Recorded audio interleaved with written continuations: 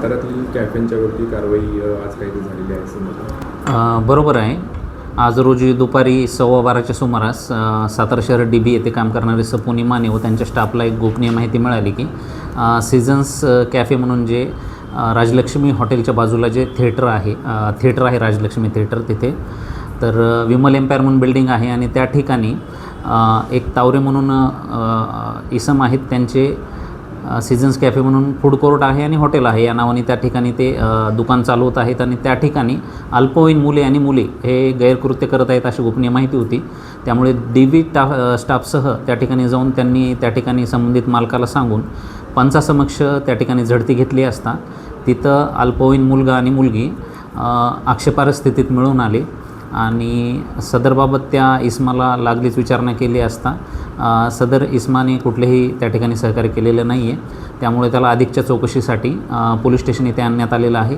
या ठिकाणी पॉक्सो कलम 12 आणि 17 नुसार सातारा शहर पोलीस ठाणे इथे आम्ही सध्या गुन्हा दाखल करत आहोत. सर, गुन्हा दाखल झालेल्या व्यक्तीचं नाव? गुन्हा दाखल झालेल्या व्यक्तीचं नाव मंथन तावरे असं आहे व त्याचं वय 26 वर्ष आहे.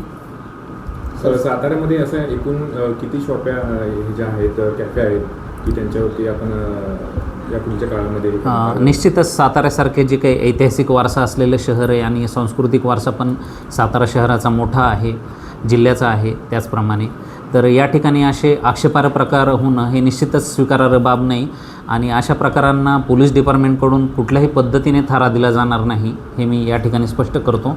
आणि अशा स्थितीत जर कुठले कॅफे असतील काय पोलीस विभागामार्फत एक शोध घेण्यात येईल त्या ठिकाणी.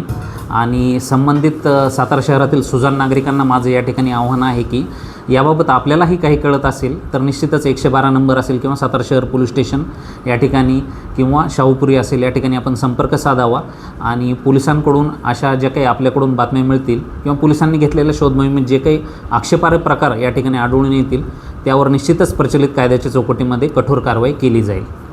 सर, दुसरी गोष्ट की बुलेट गाड्या असतील किंवा ज्या काही मोकळ्या गाड्या आहेत त्याच्यावरती सायलेन्सर आणि जे सायरन ह्या मोठ्या प्रमाणामध्ये साताऱ्यात आढळून येत आहेत, तर त्यांच्यावरती काही कारवाई होणार आपल्याला? निश्चित सातारा शहर वाहतूक शाखा आणि सातारा शहर आणि शाहूपुरी पोलीस स्टेशन यांच्याकडून आम्ही लवकरच एक ड्राईव्ह घेत आहोत. त्यामध्ये जे काही आपण म्हणताय मॉडिफाय सायलेन्सर वगैरे वाजवतात, मोठ्याने कर्कश आवाज करणे, मोठ्याने वेगाने गाड्या पळवणे व इतरांच्या जीविताला धोका निर्माण करणाऱ्या कृती करणे असे प्रकार काही ठिकाणी दिसून येतात शहरात, तर यावर पण आम्ही निश्चितच लवकरात लवकर कारवाई करू.